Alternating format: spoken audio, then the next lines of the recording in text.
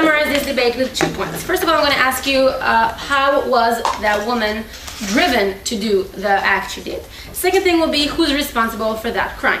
Now, before I'm going to go to these 2 points, I'll have 4 points of rebuttal. First of all, I'm happy, exquisite, excited to see that no one rebuttal, and specifically when I say no one, I'm talking about the person who talked before me, obviously, rebutted what Shahal told us about the mental state she's in. So basically what you're saying, you're agreeing with us, still stands, perfect, winning.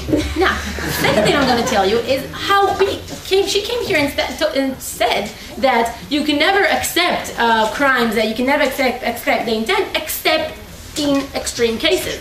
Exactly. That is exactly what we're saying. This is an extreme case, and I'm going to show you that in my first point of how she was driven to do that. This is exactly what I'm talking about, extremism. Third thing, I think. They told us that mental diseases are not an excuses, and everybody is trying to be mental, and we pay the doctors and blah, etc. Not blah, but just etc. Sorry. First of all, that was not proven, because basically what we do see in society are people that, even if you look at those who say they have ADD but they don't, and there still need to have examination about that, we still see mental illness in our society all the time. Not homosexualism as they thought 40 years ago, but maybe schizophrenia, maybe stuff like that, I don't know. But even if they did prove that, it still doesn't answer what we're saying here in our case, so that's excellent for that. The fourth thing I'm going to say, and that will be the last thing, is how they told us, and we heard that from the entire proposition side, how those women have the social welfare, and the government are going to help them, and everybody in the government is so helpful for women who are being beaten every day in our society. Well, first of all, not happening, gentlemen, sorry, in your world maybe, but not in the real world we're living in.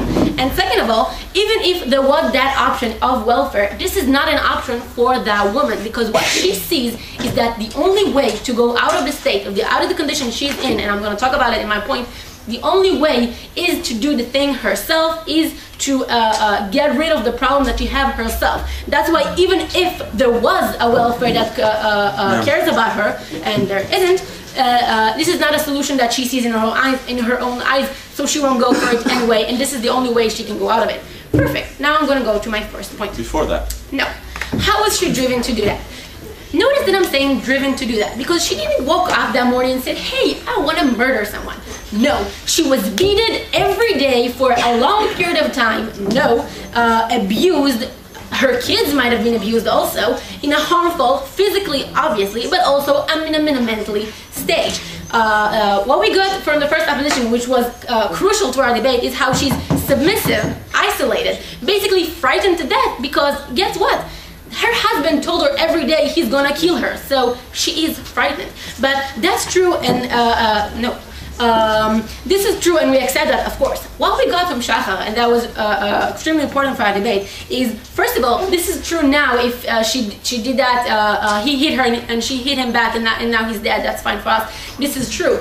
But also, it's true 10 years from now. Why is that? Because what we're seeing is the proposition thinks that it's only relevant if it happened now, if it happened in the heat of the moment, etc. No, because she is in a state, I'm going to take first in a second, because she's in a state, in a mentally state, that even if the abuser is not standing right next to her now, even if she left home, or even if he stopped beating her 5 years ago and now he's lovey-dovey and love her so much, still she's still in her state of mind, still she thinks that the only way to go out of it is to use physical force against him, because this is the way of life she knows. Because when they do that over and over and over again, this is the only way, this is the only condition you know. Even if it stops, it's still ingrained in your mind.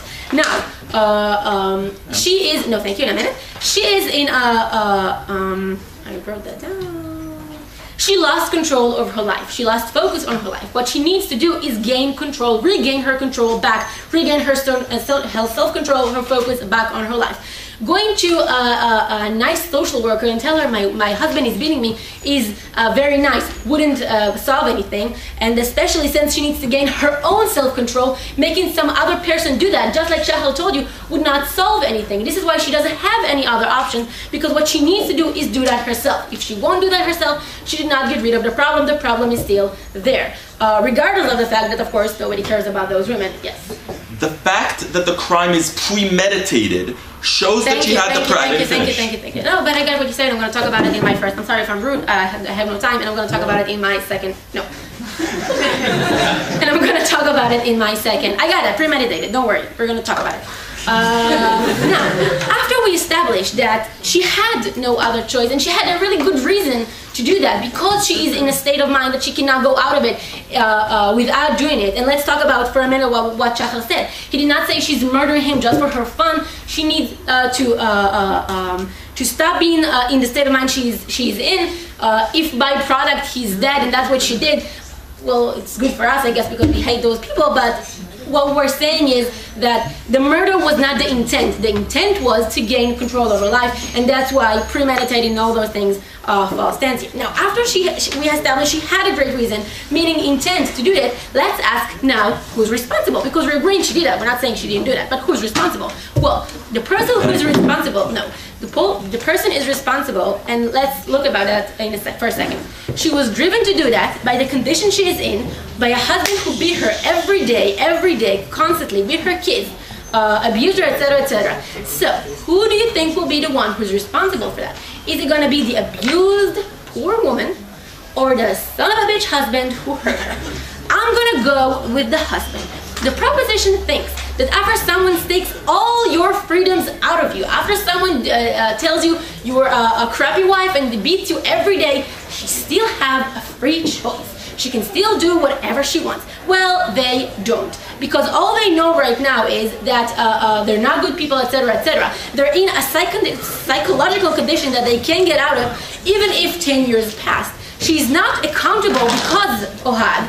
She thought it the way out because this is the only way out. She thought it through because in order to get out of the situation she's in. She didn't think through to murder someone. Second thing, she's using judgment influenced by the condition she's under. And third thing, she has no other way, as I showed you. So, since she was driven to do that and wasn't jumping up and around and down and wanted to murder someone, and the second thing, since she's not responsible for the crime and the husband is, and that's why he's accountable and not, of course, her, for all those reasons, I beg you to oppose.